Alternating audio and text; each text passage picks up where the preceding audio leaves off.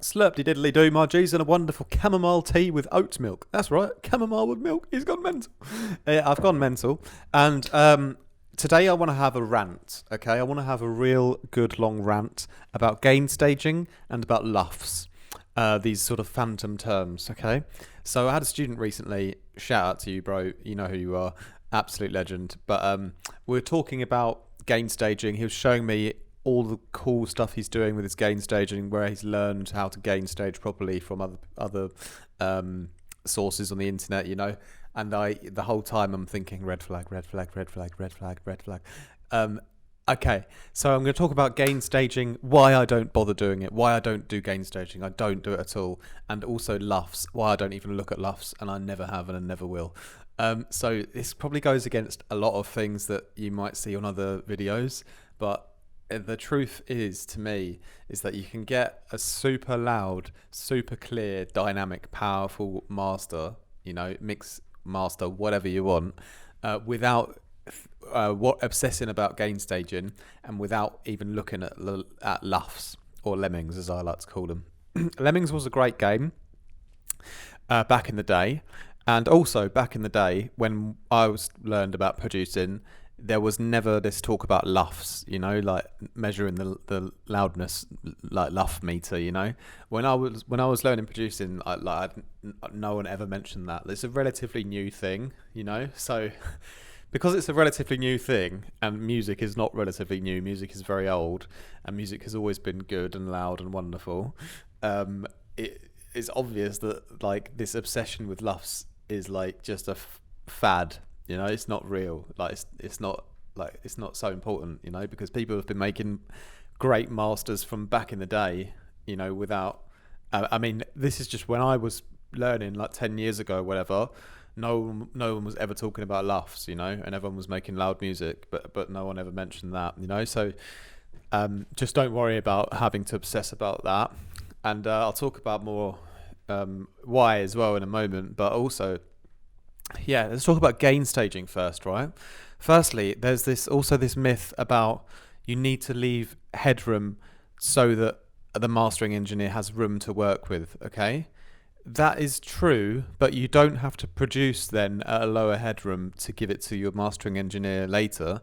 You can still produce at the highest possible volume you can go, and then drop your volume down when you send it to the mastering engineer so that he has or she has room to work with, you know? You don't have to intentionally produce your track low so that they can do it. You just turn the volume down afterwards once you've done it, and then they'll have room to do their adjustments, you know? That's the same when people send masters to me, you know? I get producers to get close to that maximum sound quality and power in their project directly, and then send it to me, you know. And if I need a bit of space to work with, I'll say, oh, can you just turn the output down a bit, and then I've got a bit of room to do some EQing and adjustments and things like that, you know. But yeah, if you produce low or produce at like a medium or low volume, you've got no idea what happens when you're at that red line headroom, you know, because you have to remember, this is really key, right? When you're working in the digital realm, right, there is like a maximum amount of headroom you can fill out, like, and it's not measured by numbers. It's not measured like it's not like you don't have to measure it by like the dB, you know. This is just like by hearing it, you know. There's a maximum amount of volume like that you can push a track by just hearing it, you know. If you go too far, you're going to destroy it. It's going to distort, you know. If you don't go far enough, then you've lost out because you haven't gone to that edge, you know. So you've got to ride that edge, you know. And that edge of where you can ride your volume, you know, you're not gonna find that out from the numbers or the gain staging, because this is another point, right? Is that let's say you've been told to have your kick at -2, your snare at -4, your hats at -6. Okay, what kick though? What snare? What hats? So every kick and every snare and every hat has the same perceived volume at that level. They don't. So your kick at 2 dB might be super, super quiet compared to my kick at 2 dB, which is a much higher quality kick, and it has this perceived volume that just slams through the speaker like much more compared to your one, you know? So you can't like use the gain staging method realistically to get the volumes right, because every like the sound quality and the the sound the sound of the sound matters more than the actual number, So this is why, and people want to find shortcuts, and they hate it when I say this, but you have to use your ears to do your mixing, and there's no way around it. You can look for gain staging, like you can read books about it. You can you can you can get all crazy mathematical with your LUFs and like get the most expensive limiter that you can and hope that fixes all the dynamics for you. But you're never ever going to get away from the simple fact that you have to use your ears to mix the song, and that's all you actually need. That's all you needed from the beginning, and that's all you'll ever need. The problem is your ears just aren't good enough yet to get to that clarity that you're after, Because what happens when you've got that full like clarity in your mix, and again you're gonna hate me, right? Because you want shortcuts, you want this like ozone isotope mastering limiter AI tool to do it all for you, but you have to use your ears, right? Because you have to you need to get the clarity in your mix down, and once you've got clarity, you can push the volume, up to the moon, and it'll sound great, and you'll get that loudness. You get those magic LUF, numbers that you're craving about and that are keeping you up at night, that you're dreaming about, these lemmings, right? You'll unlock that level of lemming coolness without even realizing it. You know what I mean? Like I've never looked at it once. I've done mastering across my label for like all the artists. I've done mastering for my own tracks. My tracks have gone on to hit like, some of them hit loads of plays on Spotify. Some of them like get have been like played on BBC Radio. So I'm not saying that to brag. I'm just saying that I never once looked at a LUF meter, and I never did gain staging in the last 10 years.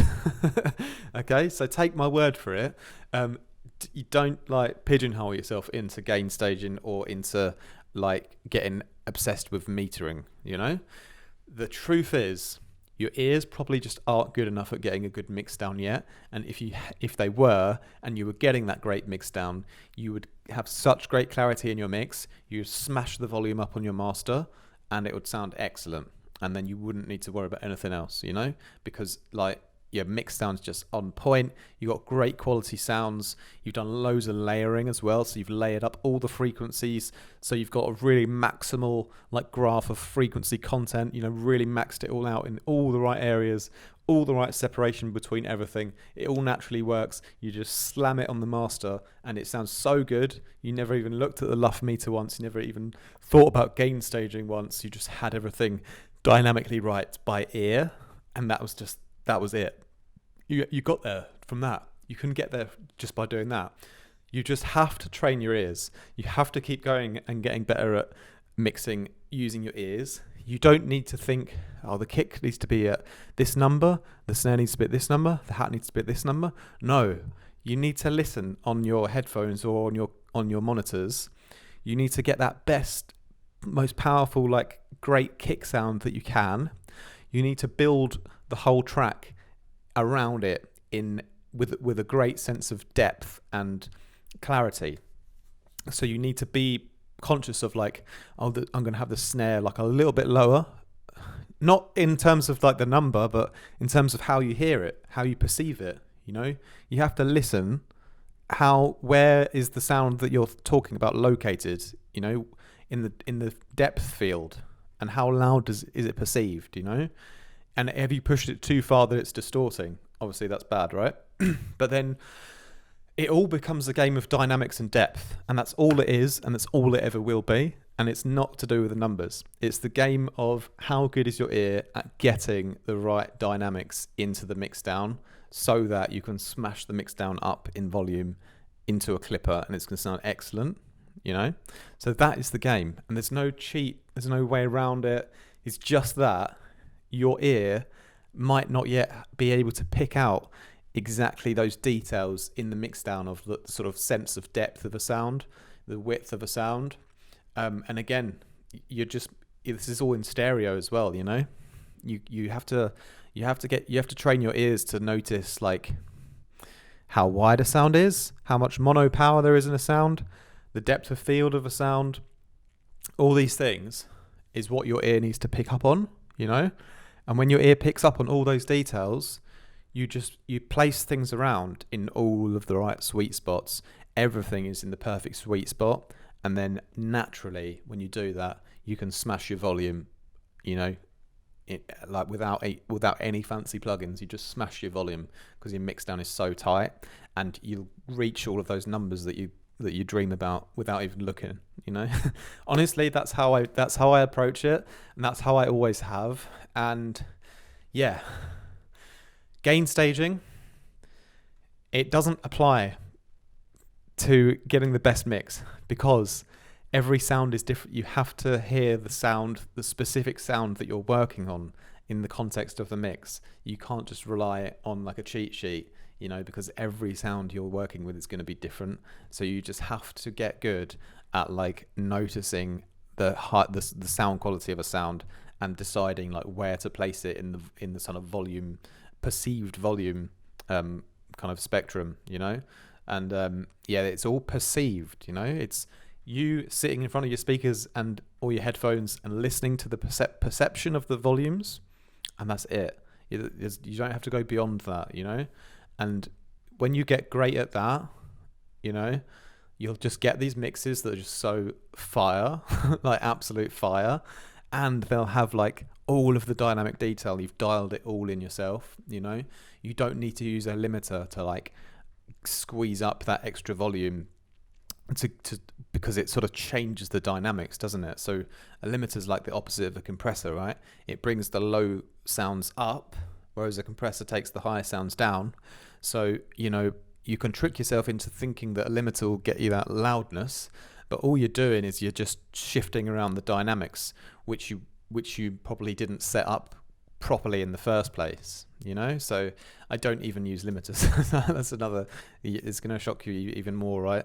So I don't do gain staging, I don't use limiters, and I don't look at any meters like LUFs or anything like that. I swear down to you guys, I haven't used any of those three things in like the last 10 years, you know. And I'm doing fine without those, you know. I'm just focusing on a dynamic mix, my hearing, the sense of depth, the sound quality, and then pushing the volume. And that's it, guys. That's it. It's really that simple, you know. So, yeah. Cut a long story short, you just have to keep training your ears. And if you go too far down these rabbit holes of like trying these strict formulas with gain staging, or like relying heavily on a specific plugin, you are probably not going to be training your ears in the right way by doing that, because you're going to be looking for a result with the numbers. You'll be looking for a result here. You'll be looking to try and copy this. You'll be looking to try and do that, rather than just you in front of the speakers getting good at mixing. You know, that is really it. It's a long journey. It takes a lot of hard work, and you need to rest your ears and don't mess up your hearing as well. So take breaks and treat your ears like they're very valuable and rare, okay? But they will get better and better with time. You'll be able to, you'll have discernment. You'll have discernment of what needs to be where in the mix. And once you've got that high level of discernment, always, you'll be able to push the volume on the master, and it'll just sound great. And then you're just really going to be golden at that point. All right, so that's my little rant over.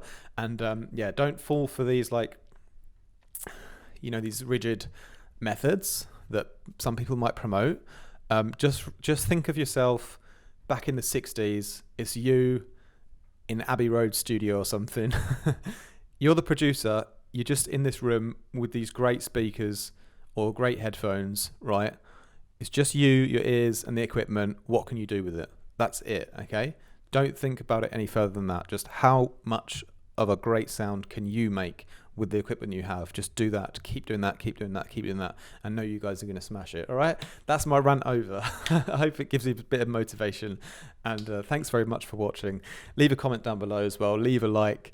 And subscribe if you're new, and check out the other links down in my video description as well. We have preset packs for Serum, Vital, Serum, Vital, Faceplant, and Current on my website.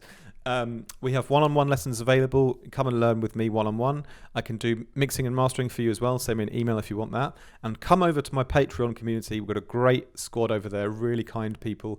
Get instant feedback on your tracks from the other people in my group.